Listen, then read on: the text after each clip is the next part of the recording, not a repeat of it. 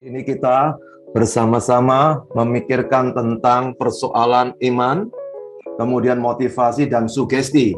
Jadi iman Abraham itu dibangun dari sebuah cara berpikir, satu pola berpikir. Sugesti dan iman adalah cara atau media untuk orang tersebut termotivasi. Karena seseorang pendeta bisa dipakai untuk satu gerakan gereja untuk mengumpulkan dana. Karena pendeta itu motivator, bisa menggoncang emosi orang dan bisa.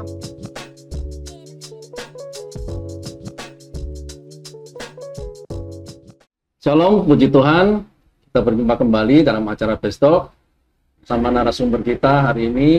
Di kanan saya Pak Hendri Ang. Shalom. Sebelah kanan saya lagi Pak Doni Tatimu. Shalom. Sebelah kiri saya Pak Juanda. Shalom. Juga bersama bintang tamu kita yang berada di Zoom, yang dari Singapura, Pak Bengki Mokar. Shalom. Lalu Pak Daud Darmadi. Shalom, puji Tuhan. Dan Pak Samuel Slamet. Tuhan memberkati. Shalom. Baik, tema kita hari ini kita berbicara tentang iman atau motivasi. Kalau berbicara tentang iman atau motivasi, bedanya apa iman dengan motivasi dan sugesti? Nah, tentunya mari kita dengarkan dari narasumber kita. Kita mulai dari Pak Juanda.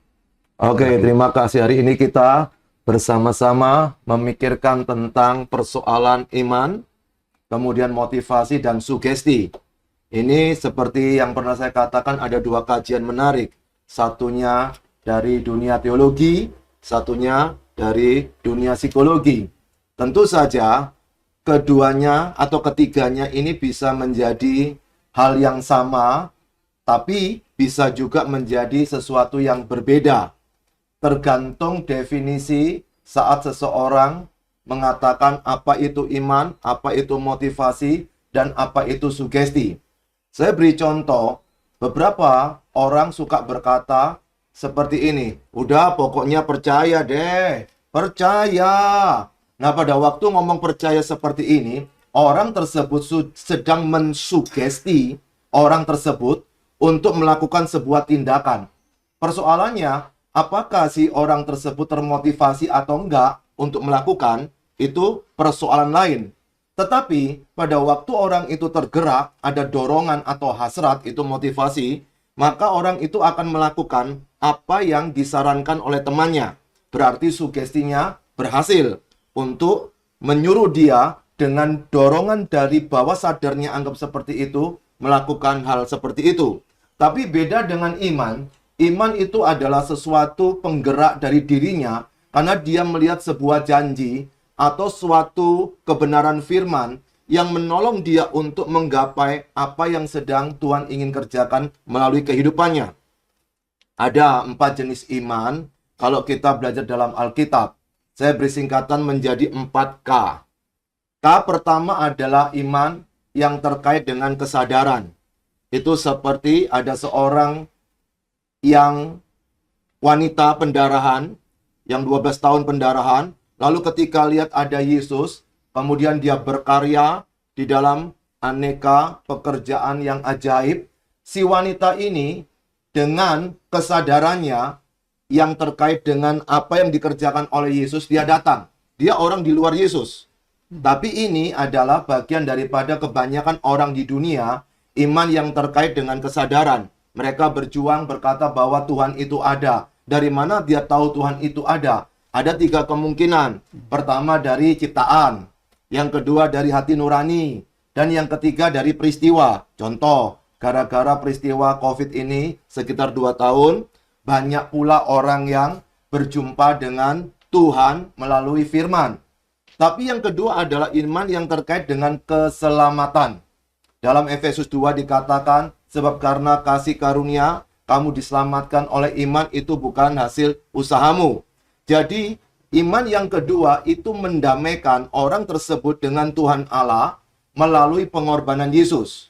Tapi ada iman jenis yang ketiga, adalah iman keseharian. Itu banyak peristiwa dalam Alkitab untuk menjelaskan bahwa setiap orang yang sudah punya Tuhan, itu kadang-kadang bagaimana relasinya dengan Tuhan, itu fluktuatif seperti mata uang, naik turun, naik turun.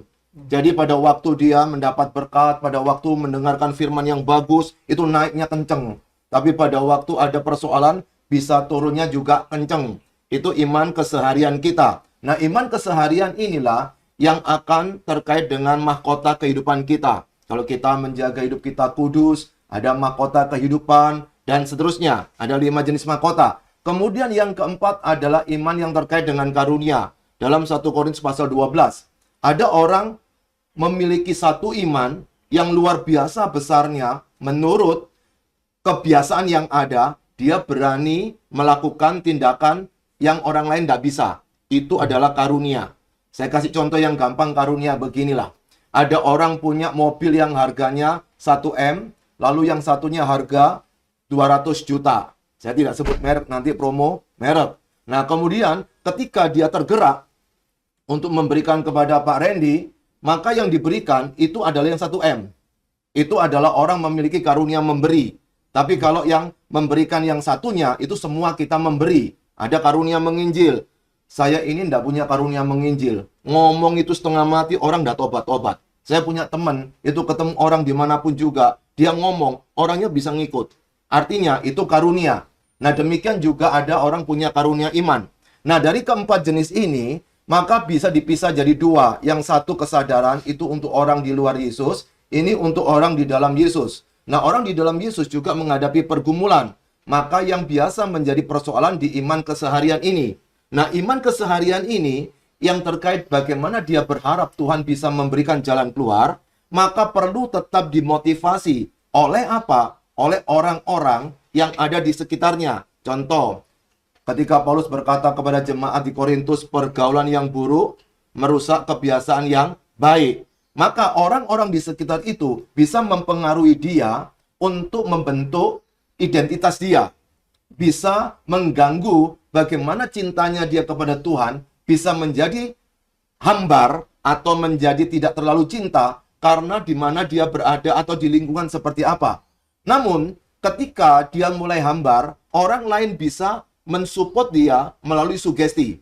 Jadi, pada waktu dia beriman, dia memutuskan menjadi pelaku firman, tetapi kadang-kadang dia tidak bisa melihat apa yang ada potensi di sekitarnya, perlu ada nasihat dari orang lain. Bisa menjadi sebuah sugesti untuk membuat dia terdorong melakukan apa yang sudah diputuskan tadi. Jadi, ketika kita berbicara tentang iman, motivasi, dan sugesti, seperti yang saya katakan di awal, ada kaitannya, tapi ada bedanya. Begitu, Pak Randy. Ya. Namun bagaimana untuk kita mengetahui bahwa ini adalah sugesti, misalnya? Oke, bagus. Sugesti tidak mesti salah. Asal itu apakah dibangun dari kebenaran firman. Pada waktu orang itu menghadapi persoalan, contoh, kita menghadapi orang yang sedang kehilangan orang yang kita cintai. Kita nggak bisa ngomong firman, kemudian yang berkata, sudah biasa, itu memang waktunya Tuhan. Nah, itu memang ada bagian di dalam firman. Tapi kita berkata, kadang-kadang kita nggak ngomong, cuma embelai-embelai dia. Ayo kita hadapi hidup ini lebih baik. Artinya, kita memberikan satu perkataan atau satu semangat untuk dia untuk bisa mengatasi persoalan hidup itu. Contoh, nah si Pak Randy ini suka sekali dengan flora dan fauna. Nah, pada waktu lihat hewan atau tanaman, kadang-kadang bisa ngomong sendiri kan?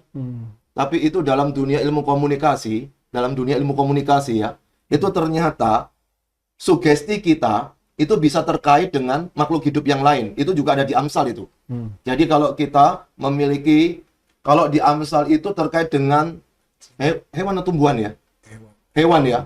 Nah, tetapi yang lucu sekarang ada orang sugesti pakai beras. Kalau itu saya sih kurang percaya. Jadi kalau ada beras, kita ngomong baik, itu jadi baik. Itu benda mati. Tapi kalau makhluk hidup, hewan pun kalau kita perlakukan seperti itu, dia bisa menikmati hidup yang menurut hewan ya, perhewanan lebih baik. Tapi hewan tidak perlu dimotivasi. Karena dia motivasi akan tergantung dengan keputusan dia. Nah, kalau kita yang Kristen, tergantung iman kita, apakah itu adalah sesuai firman atau tidak. Baik. Kalau dari Pak Doni Tatimu? Ya, saya setuju dengan Pak Juanda untuk sekedar menggarisbawahi, meng-highlight perbedaan tiga ini. Sugesti adalah informasi yang kita berikan kepada seseorang, apakah dalam bentuk sentuhan, apakah dalam bentuk perkataan, macam-macam, ide. Tetapi ketika sugesti itu diterima dan membuat kita kemudian berlaku seperti yang disarankan, berlaku seperti yang diinformasikan, maka itu kemudian disebut kita termotivasi. Kita melakukan apa yang disarankan. Jadi bukan lagi sugesti, tetapi kemudian menjadi motivasi. Tetapi saya mau coba sedikit menggarisbawahi kata iman sekali lagi. Ibrani 11 ayat 19, ketika bicara tentang Abraham, Alkitab berkata, karena Abraham berpikir, maka Abraham percaya, karena dia percaya, ayat 17, kemudian Ibrani 11 ayat 19, karena dia berpikir. Jadi iman Abraham itu dibangun dari sebuah cara berpikir, satu pola berpikir. Oleh sebab itu menurut saya adalah Tuhan memberi informasi kepada kita. Tuhan memberi firman-Nya kepada kita, dan ketika Tuhan memberi firman-Nya kepada kita, kita sebut itu sugesti. Tetapi anggaplah itu sebagai sugesti, sebuah ide, sebuah firman, sebuah perkataan yang dimaksudkan supaya kita termotivasi oleh firman itu sendiri. Nah, kalau iman adalah ketika kita termotivasi oleh kebenaran, kita termotivasi oleh firman Tuhan, ya menurut saya ya itu menjadi benar, itu menjadi satu bagian yang sangat terkait erat. Jadi iman itu adalah satu kemampuan di mana cara berpikir kita dibentuk sedemikian rupa oleh Tuhan, sehingga ketika dia berfirman, kita itu bisa melakukan apa yang dia firmankan. Jadi ingat baik-baik bahwa pertumbuhan rohani seseorang tidak pernah ditentukan oleh berapa banyak firman yang dia dengar, tetapi pertumbuhan rohani seseorang ditentukan oleh berapa banyak firman yang dia lakukan. Tentu saja Tuhan akan bermain dengan motivasi, sebab dia mau semua yang dia katakan kita harus melakukan, kita bisa melakukan. Makanya Yosua 1 ayat 7 berkata, kamu harus melakukan semua firman Tuhan dengan sangat hati-hati. Kamu harus melihat ke kiri dan ke kanan, kamu melangkah harus dengan hati-hati. Sebab dia mau kita bukan itu tadi, menjadi pendengar firman. Dia tidak mau kita hanya menjadi pengkolektor khotbah, tetapi dia mau kita jadi pelaku kebenaran itu sendiri. Artinya Tuhan memotivasi kalau begitu. Dia memotivasi. Oleh sebab itu nomor satu buat saya, Tuhan mengubah dulu cara berpikir. Itu yang sempat diangkat oleh Saudara Henry Ang yang lalu, bahwa ketika dia bicara jangan menjadi serupa dengan dunia ini. Berarti jadi serupa dengan siapa? Jadilah serupa dengan Yesus. Bagaimana caranya supaya saya bisa jadi serupa dengan Yesus? Tiba-tiba dia berkata, berubahlah oleh karena pembaharuan budimu. Iman adalah cara berpikir Allah yang ditaruh dalam kehidupan seseorang. Kita selalu iman itu dikontraskan, diantikan dengan ilmu pengetahuan. Seakan-akan iman selalu akan bertentangan dengan logika atau ilmu pengetahuan. Dan buat saya tidak. Iman adalah cara berpikir yang melampaui ilmu pengetahuan. Ada hal-hal yang tidak bisa dijelaskan secara ilmu pengetahuan, tetapi hanya bisa diterima dan dijelaskan dengan iman. Dan seringkali Tuhan bergerak dengan iman, sebab dia mau kita berpikir melampaui, lebih daripada, 5 tambah 2 sama dengan 7. Tapi ada saatnya ketika kamu benar-benar serahkan sama Tuhan, 5 roti 2 ekor ikan bukan memberi makan 7 orang, tetapi sanggup memberi makan 5.000 orang. Itu melampaui cara berpikir natural. Tapi dari situlah kita belajar untuk percaya. Masukkan kaki ke dalam air sungai Yordan. Suruh imam-imam memasukkan kaki ke sungai Yordan. Maka sungai Yordan akan terbelah. Gimana caranya? Masukkan kaki, air kemudian terbelah. Tetapi ketika dia membuat kita melihat satu hal, bahwa kalau saya taat, Tuhan bisa bekerja lewat ketaatan saya. Maka dia mengajak kita berpikir bukan secara sains, tetapi dia mengajar kita melampaui sains. Dia yang menciptakan saya, bahkan dialah sumber daripada segala penciptaan. Jadi buat saya adalah iman, adalah alat, adalah cara berpikir yang Tuhan taruh dalam seseorang, supaya kita bisa mudah dimotivasi oleh, kalau pakai istilah sugesti, informasi-informasi firman Tuhan yang diberikan kepada kita, supaya kita bisa mengerjakan dan melakukannya. Itu dari saya perbedaan antara ketiga ini. Tapi menarik Pak, ketika bilang iman dan ilmu tadi, Karena mau tidak mau pada waktu kita mendidik anak saat kecil, belajar matematika 1+1, lalu dia harus yakin itu 2. Ya. Lalu kalau andai kata anak itu bertanya kepada orang tuanya, Kenapa 2? bagaimana bisa 2? 1+1 sama dengan 2, bagaimana? Apa yang bisa dijelaskan? Makanya pada waktu saya kecil itu kan ada satu karton, 1+1 sama dengan 2, 2+1 sama dengan 3. Kemudian ditanya, itu kenapa seperti itu? Ya sudah, pokoknya seperti itu.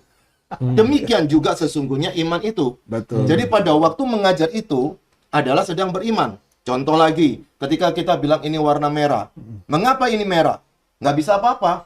Ajar semua orang ketemu beginian, yang warna beginian, Pokoknya kita suka nggak suka harus merah. Kalau kamu nggak ngomong merah, berarti kamu akan dianggap orang yang ini yang nggak beres kan? Ya. Ada sesuatu yang terganggu. Nah, ketika kita lihat sains tidak akan berbenturan dengan iman, Betul. karena kalau kita percaya bahwa sains, ilmu itu sumbernya adalah dari Tuhan. All truth is God truth. Segala kebenaran adalah kebenaran Allah.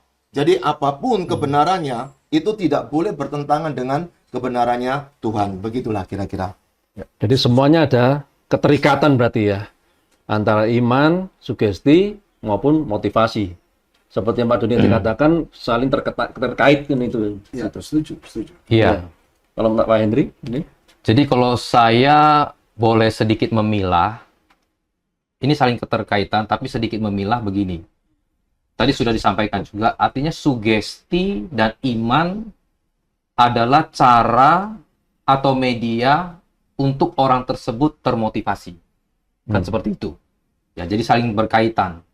Nah, kalau saya juga boleh menambahkan, artinya sugesti itu lebih kepada cara atau kekuatan manusia. Sehingga manusia di sini juga dia ada ilmunya sendiri itu ya, memotivasi orang. Bahkan ada yang mengatakan mencuci otaknya, bagaimana dia belajar hipnotis. Semua itu tergantung kepada kekuatan manusia. Tetapi iman itu lahir dari dasarnya adalah Tuhan itu sendiri melalui firman-Nya. Sehingga orang itu akhirnya termotivasi ini dari mana? Nah, kalau saya boleh memilah, ya yang baik, yang benar adalah orang itu termotivasi dari firman Tuhan. Bukan karena disugesti oleh macam-macam. Ya, dari cara manusia dan semuanya. Coba kita lihat satu firman Tuhan di dalam Mazmur 42, ayatnya yang kelima. Ini kisahnya Daud. Mengapa engkau tertekan, hai jiwaku, dan gelisah di dalam diriku? Berharaplah kepada Allah. Ya, jadi dasarnya itu iman dia kepada Tuhan. Sebab aku bersyukur lagi kepadanya, penolongku dan Allahku. Jadi dia sendiri pun memotivasi dirinya, jiwanya yang waktu itu tertekan, dikejar-kejar, ingin dibunuh oleh Saul, apapun itu bentuknya, ya, dia lagi kesulitan, ketakutan, dia pun harus memotivasi dirinya. Tetapi motivasi itu lahir dari mana? Dari imannya kepada Allah, imannya kepada Tuhan. Sehingga dia percaya bahwa ada pertolongan Tuhan dan pemeliharaan Tuhan. Di situ dia termotivasi, dia tetap berjalan, dia tetap bergerak. Tetapi kalau orang disugesti dengan kekuatan manusia, mengandalkan manusia, kita tahu, kita sebagai orang beriman, dikatakan, ya, diberkatilah orang yang mengandalkan Tuhan, tetapi sebaliknya, orang yang mengandalkan manusia, terkutuklah dia. Jadi, sugesti dan iman itu adalah alat bagaimana kita termotivasi. Kata termotivasi artinya ada motif. Ada motif. Kenapa dia termotivasi? Nah, ini penting nih, motifnya apa? Jadi termotivasi itu orang kalau punya motif sesuatu baru dia termotivasi. Bisa jadi baik, bisa jadi jelek. Saya datang ke gereja termotivasi. Motifnya apa? Kalau motifnya ingin kaya, motifnya ingin sesuatu yang hanya sifatnya untuk dirinya sendiri, menurut saya itu motivasinya menjadi salah. Tapi kalau dia motifnya ingin mencari Tuhan, ingin lebih dekat lagi kepada Tuhan, sehingga dia termotivasi datang ke gereja, itu motifnya benar. Nah, sehingga iman kepada Tuhan inilah yang membuat dia mempunyai motif yang benar, sehingga dia termotivasi. Itu mungkin sedikit tambahan dari saya. Iya. Kalau menurut dari Pak Samuel mungkin? Buat saya pribadi, Iman itu adalah motivasi, tapi motivasi belum tentu iman. Sehingga kalau saya kepingin cross check motivasi saya ini adalah iman atau tidak, saya akan kembali ke firman. Dan ini yang akan membuat saya akhirnya bergerak bahwa dari keseluruhan motivasi-motivasi saya, pasti ada yang warnanya iman, ada yang warnanya bukan iman. Nah, untuk pastinya ya saya harus kembali lagi meng-cross-check-kannya, mengukurnya, mengcounterkannya dengan firman-firman. Oleh sebab itu, hari ini buat kita semua yang ada di tempat ini, ayo kita ini memiliki iman yang kita tahu itu adalah motivasi kita, supaya kita ini cara bergerak, bertindak, mengambil keputusan, dan lain sebagainya betul-betul termotivasi oleh iman kita yang ada. Di Perjanjian Lama, itu ada suatu kasus tentang seorang wanita yang bernama Ruth. Dia ini menyatakan bahwa akan mengikuti mertuanya, walaupun mertuanya itu sudah membuka wawasannya dia, bahwa tidak ada yang bisa diharapkan lagi dari hidup sang mertua ini. Anaknya sudah tidak ada, kalau tahu dia harus merit lagi dan punya anak lagi kecil, nanti Ruth sudah keburu tua baru bisa dapat anaknya ini. Sehingga ini dijelaskan oleh mertuanya yang namanya Naomi itu. Tetapi karena dasarnya Ruth adalah iman, motivasinya mengikut dan memutuskan bahwa bangsamu, bangsaku, Allahmu, Allahku, di mana engkau tinggal, di situ juga ada tinggal. Itu adalah iman. Sehingga iman itulah yang membuat Ruth termotivasi mengikut Naomi. Tetapi di Perjanjian Baru, ada juga perumpamaan tentang Yesus yang ketemu dengan anak muda yang kaya itu. Bagaimana anak muda itu datang kepada Yesus lalu ngomong, "Guru, apa yang harus aku perbuat supaya aku memperoleh hidup yang kekal?" Karena dia ini kan orang kaya begitu ya. Lalu Yesus ngomong, "Ya, kamu tahu hukum Taurat, jangan membunuh, jangan berzina, jangan ucapkan saksi dusta, kuduskan hari Sabat." Dia dengan gagah perkasanya ngomong, "Semua itu sudah aku lakukan, semua itu sudah aku kerjakan, apalagi yang kurang." Nah, sejak saat itu lalu Yesus mulai menanamkan iman, yaitu jual segala milikmu, bagikan ke orang miskin, lalu ikutlah aku. Seketika itu juga dia tinggalkan Yesus dengan kecewa karena dia punya motivasi tidak berdasarkan dengan iman, tapi motivasinya karena dia ini menganggap yang seperti ini apalagi yang kurang dengan otaknya, dengan pemahamannya, dan akhirnya motivasinya dia membuat dia tidak memiliki iman. Dan saat itu dia meninggalkan Yesus yang adalah sumber kehidupan sejati. Nah, sama juga dengan kita hari-hari ini. Apa yang harus kita lakukan sekarang? Paling tidak tumbuhkan iman dulu, karena dengan iman itulah nanti akan membuat kita termotivasi, kita bisa bergerak, kita bisa bertindak, kita bisa memutuskan segala sesuatu.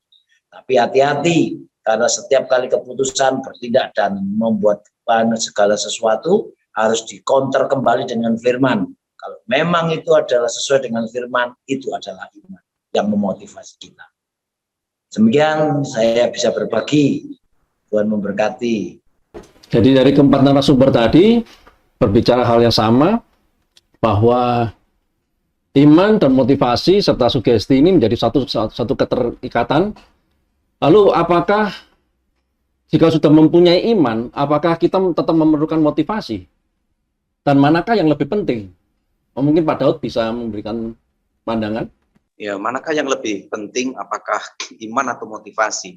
Kalau saya boleh mengulang dari pertanyaan yang pertama, atau berangkat dari pertanyaan pertama, bahwa ketika seseorang memiliki iman, pasti dia memiliki motivasi.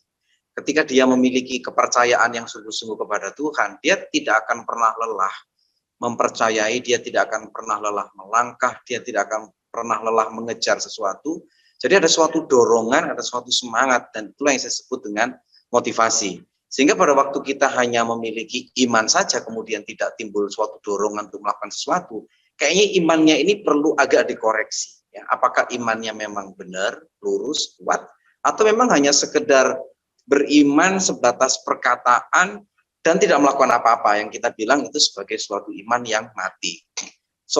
Para murid-murid di dalam perjanjian baru diceritakan, mereka begitu percaya akan berita Injil, bahwa Injil adalah kekuatan Allah. Ketika mereka menyampaikan berita Injil kepada orang-orang yang belum percaya, mereka yakin bahwa orang-orang itu bisa menerima Injil, kemudian mereka bisa diselamatkan, menyerahkan hidup untuk Tuhan. Sehingga mereka begitu bersemangat. Mereka tanpa kenal lelah, mereka dengan keberanian yang melampaui segala akal, melakukan sebuah terobosan-terobosan untuk pemberitaan Injil. Mereka berhadapan dengan raja-raja, berhadapan dengan penguasa-penguasa, berhadapan juga dengan kepercayaan-kepercayaan lama dari agama-agama kafir. Sehingga ketika mereka memberitakan Injil, keyakinan bahwa Injil itu kekuatan Allah yang menyelamatkan seluruh umat manusia, itulah yang kemudian mendorong dia, memberikan semangat kepada dia, mereka semua, maksud saya, untuk dengan suatu semangat yang baru, mereka terdorong, termotivasi untuk terus memberitakan Injil tanpa berhenti. Nah, sehingga kemudian ketika seseorang sudah percaya, memiliki iman yang kuat kepada Tuhan Yesus, masih perlukah motivasi? Nah, kalau saya berpendapat bahwa iman itu yang kemudian menimbulkan motivasi yang luar biasa. Nah, kadang-kadang ketika iman kita sudah mulai lemah, lelah, iman kita mulai terguncang, kita nggak bisa berdiri teguh. Lah disinilah kita itu perlu firman Tuhan, perlu pembacaan firman Tuhan, perlu perenungan firman Tuhan. Mungkin saudara kita, teman kita, sesama hamba Tuhan merenungkan firman, kemudian berkat firman yang direnungkan itu dibagikan kepada kita, entahkah itu sebagai sebuah sugesti atau apapun namanya, tapi yang jelas firman yang diberitakan oleh sesama hamba Tuhan kepada kita, itulah yang kemudian membangkitkan semangat, membangkitkan motivasi. Nah, semuanya itu timbul dari mana? Sebenarnya berangkat dari sumber utamanya, karena iman kita telah dibangkitkan, makanya kemudian timbul motivasi dan semangat yang baru. Nah, itu mungkin dari saya. Jadi kita meskipun memiliki iman, tetap memerlukan motivasi ya Pak ya. Lalu apakah boleh? Ya, gimana Pak? Iman yang kuat, ketika kita memiliki iman yang benar, akan muncul motivasi, gitu ya. Sementara kemudian ketika kita iman kita lemah, tentu kita juga membutuhkan sebuah perkataan firman yang bisa memotivasi kita untuk kemudian kita kembali percaya, dan kita kembali percaya, ya muncullah kemudian motivasi intrinsik dari dalam diri kita. Ya, karena pada waktu kita motivasi ada yang sifatnya dari luar, ya, ada yang sifatnya dari dalam, yaitu intrinsik. Ketika kita mendengarkan nasihat, kekuatan, dorongan, ide dari teman-teman kita, sesama hamba Tuhan, sesama rekan kerja misalnya, berarti kita mendapatkan sebuah perkataan yang memotivasi kita yang berasal dari luar. Ya, tetapi kekuatan yang sesungguhnya yang dibutuhkan untuk menghadapi tantangan dan persoalan adalah motivasi yang intrinsik yang dari dalam diri kita, yang itu lahir dan keluar dari iman. Ya, mungkin Pak Daud mencoba mengatakan bahwa manusia itu tetap butuh motivasi, dan saya pikir kita semua sudah mengatakan dari awal, hanya sumber motivasi itu berasal dari mana. Bisa dari luar, ekstrinsik seperti yang Pak Daud katakan, bisa juga dari dalam, intrinsik tadi seperti yang dikatakan. Dari dalam pun bisa beragam-ragam, bisa dari kepentingan sendiri, agenda kita sendiri, atau terutama kalau dalam hubungan kita dengan Tuhan, ya dari hubungan pribadi kita dengan Tuhan. Saya pikir jadi motivasi itu bisa bersumber dari banyak hal, tapi hari ini kita menemukan bahwa motivasi kita seharusnya memang dari Tuhan, dari iman kita dengan Dia, kepada Dia. Baik, jadi sebagai orang Kristen, kita memiliki iman. Apakah, jadi kalau sebagai kita menjadi orang Kristen, apakah boleh hanya dimotivasi saja tanpa dorongan Roh Kudus dan firman Tuhan? Saya. Mungkin, ya. Ya, buat saya perlu dorongan Roh Kudus, sebab kalau bicara tentang motivasi kita berasal dari iman, maka iman itu didorong oleh, disampaikan, dihidupkan oleh Roh Kudus dan firman Allah.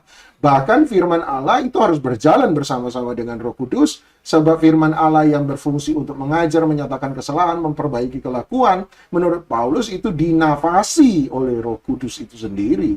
Jadi bukan sekedar firman yang biasa, yang mati, tapi firman yang dihidupkan.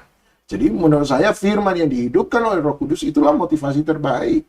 dalam hidup manusia. Itu menurut saya. Jadi bagi orang percaya harus kembali kepada iman kembali kepada Roh Kudus ya. Ya. Ya, kalau Pak Fengki sendiri mungkin bisa memberikan pandangan, Pak. Coba membuat dasar dulu pembagian, soal nanti kita mau campur ke kiri atau ke kanan dari sumber mana itu nanti kita akan lihat. Dasar pertama dulu, yaitu motivasi. Motivasi itu adalah kekuatan dari diri sendiri yang keluar dari diri sendiri karena dorongan orang lain. Contohnya yaitu ketika Adam dan Hawa dimotivasi oleh yang namanya iblis, bahwa kamu akan seperti Allah. Padahal itu juga mengandung sedikit firman. Itulah yang kita katakan tentang motivasi. Demikian juga kalau kita melihat banyak juga orang-orang yang kita tahu menjadi motivator, termasuk di gereja. Di gereja sekarang sudah tidak ada orang lagi, sedikit sekali orang yang menyampaikan firman kebenaran untuk menegur, memperbaiki, meletakkan dasar kebenaran. Tetapi banyak orang memberikan motivasi. Nah, itu nanti dasarnya dari firman atau tidak, itu nanti kita lihat pelan-pelan. Tetapi kalau kita melihat juga, saudara, bagaimana seseorang pendeta bisa dipakai untuk satu kegerakan gereja, untuk mengumpulkan dana. Karena pendeta itu motivator, bisa menggoncang emosi orang, dan bisa orang itu memberi uang dengan emosi, tetapi ketika pulang, baru mulai orang itu mikir. Itulah, saudara, yang kita harus pikirkan pelan-pelan. Demikian juga kalau kita bicara sugesti, itu kekuatan dari diri sendiri melalui alam pikiran kita. Nah, tentunya kalau kita melihat, yaitu bagaimana iblis menyugesti kepada Adam dan Hawa, bahwa kamu tidak akan mati. Sugestinya luar biasa, tidak akan mati kalau kamu makan buah ini. Motivasinya kamu seperti Allah. Motivasi berarti ada satu motif, keinginan sesuatu. Tetapi kalau sugesti itu memberi satu kekuatan pada dirinya sendiri ketika dia melakukan sesuatu. Yaitu contohnya hipnoterapi. Dan kalau sugesti itu bicara tentang hipnotis. Ya, berarti saudara, ada sesuatu kekuatan yang dibangun oleh orang atau kita sendiri, atau mungkin ayat-ayat firman Tuhan yang disodorkan iblis kepada kita. Contohnya, saya lagi mau kaya, cari firman yang kaya-kaya, gitu loh. Saya ini menipu, saya suka nyuap, kan nggak boleh cari ayat yang menyetujui suap, saudara. Memang ada itu, Yeremia juga mengatakan juga, maksud saya, saudara, ada satu firman yang mengatakan bahwa orang yang memberi suap kemanapun jalannya itu enak. Padahal ayat di bawahnya dikatakan, suap itu kekejian bagi Tuhan. Nah, iblis juga mencoba untuk, saudara, memotivasi dan menyugesti Yesus melalui firman Tuhan. Jadi, kalau kamu anak Allah, rubahlah batu ini jadi roti. Tetapi Yesus mengatakan, saudara, firman Allah juga. Dan dikatakan, bukankah tertulis, kalau jatuhkan dirimu, maka malaikat akan menatang. Ada tertulisan juga. Tapi Yesus juga berkata, ada pula tertulis. Jadi saudara, motivasi, sugesti itu berbahaya sekali, saudara. Kenapa? Karena itu bisa kita pakai ayat firman sesuai dengan kita. Nah, kalau kita bicara tentang iman, itu beda sekali. Iman itu tentang Tuhan Yesus. Allah sudah berkata kepada Adam dan Hawa, jangan makan buah. Kalau kamu makan buah, kamu mati. Nah, itulah iman. Beda, tetapi diputarbalikkan dengan motivasi, dengan sugesti, dicampur firman Tuhan sedikit, saudara, disodorkan, itulah jadi sesuatu yang tidak baik. Dan kemudian kalau kita bicara tentang apa itu sugesti, itu kan dari kekuatan pikiran. Dan apa itu motivasi, itu dari dorongan emosional kepada seseorang. Dan apakah itu iman, kalau boleh saya katakan demikian. Kalau kita bicara iman, itu saudara, itu bisa melahirkan kasih. Dan kasih itu berkorban, kasih itu sopan, sehingga dikatakan bahwa buah daripada roh itu adalah kasih, damai sejahtera, sukacita. Dan ini tidak bisa diberikan melalui sugesti dan motivasi. Sehingga kita harus hati-hati. Jalan hidup manusia ada 3 macam, saudara. Pertama itu jalannya adalah jalan hidup melalui emosi. yaitu hati yang mudah berubah. Sehingga firman Tuhan berkata, jagalah hatimu dengan penuh segala kewaspadaan, karena dari situlah terpancar kehidupan. Kalau kita nggak jaga hati, emosi muncul. Sehingga saudara melihat orang, ya jalan hidupnya emosi saja, mau marah, mau ini, nah itu tergantung dari motivasinya. Tetapi kalau kita bicara, saudara, tentang hal yang kedua, yaitu jalan hidup manusia, itu punya cita-cita. Nah, cita-cita itu bisa saja kita katakan yang pertama itu mungkin sugesti, tadi emosi, emosi itu dari motivasi. Yang kedua ini, saudara, sugesti itu mulai melahirkan cita-cita. Contohnya orang tua kita, besok nak kamu jadi dokter, besok nak kamu jadi dokter, besok nak jadi dokter. Itu bisa pakai firman juga, saudara. Nah, ini yang kita melihat itu berbahaya. Sehingga orang cita-cita itu sugesti lebih kuat dari motivasi. Seandainya saya tuh orangnya marah, sekolah males karena emosi saya tinggi, ya hati saya nggak suka. Tetapi kalau cita-cita sugesti dari orang itu atau dari sendiri kuat, saya walaupun malas saya paksa sekolah harus jadi karena cita-cita sugestinya kuat. Tetapi saudara, kalau jalan hidup dari iman itu beda. Dia itu punya kasih mengasihi dan dia tahu jalan hidupnya itu Tuhan yang menentukan. Sebab itu kita harus tahu dasarnya, yaitu apa itu yang namanya motivasi, apa itu sugesti, dan apa itu iman. Sehingga kita tidak boleh mencampur adukkan. Akhirnya, saudara, kita pakai firman, boleh kok motivasi. Gereja sekarang banyak sekali orang pakai firman, pakai pengetahuan, memotivasi orang karena orang tidak mau bergaul dengan Tuhan. Sehingga dia mendorongkan kemauannya atau pesanan dari orang lain. Yaitu bukan kehendak Tuhan, walaupun itu kehendak baik. Supaya jemaat itu mau berkorban uang, supaya jemaat itu mau ini cari jiwa. Tetapi saudara, saya pernah ditanya sama satu orang mau gabung ke gereja saya. Pak, targetnya gereja ini apa? Berapa ribu orang? Saya bilang kalau target itu bisnis usaha itu mungkin nomor 7 bagi gereja. Tapi target kami adalah bicara tentang bagaimana seseorang mengenal dan hidup bersama dengan Tuhan. Dia berkata, aneh ini, gereja ini. Kok nggak jumlah jemaat, jumlah uang, ya gerejanya besar, kok ngomong orang dekat Tuhan. Target loh, ini kan target itu, saya bilang. Target dekat dengan Tuhan, bersama dengan Tuhan. Inilah saudara, ternyata gereja sekarang ada yang dari dorongan roh Tuhan, dia bisa berubah mencari jiwa. Tapi ada juga yang termotivasi, atau sugesti, ada orang yang juga dikasih duit. Kamu bisa kasih duit ya, kalau 1 jiwa 1 juta, dia dapat banyak. Nah ini saudara hati-hati sekali. Yang penting buah roh itu dari Roh Kudus itu kasih, tidak bisa didapat damai sejahtera sukacita, tidak bisa didapat dari sugesti dan maupun motivasi. Ini dari saya. Terima kasih. Baik, puji Tuhan, kita sudah mendengarkan baik perbedaan iman, motivasi dan sugesti yang benar maupun yang tidak benar. Namun yang menjadi suatu pertanyaan hari ini, yang tadi disampaikan oleh Pak Fengki, bagaimana manipulasi firman dengan motivasi seperti jadi tren khotbah di hari-hari ini.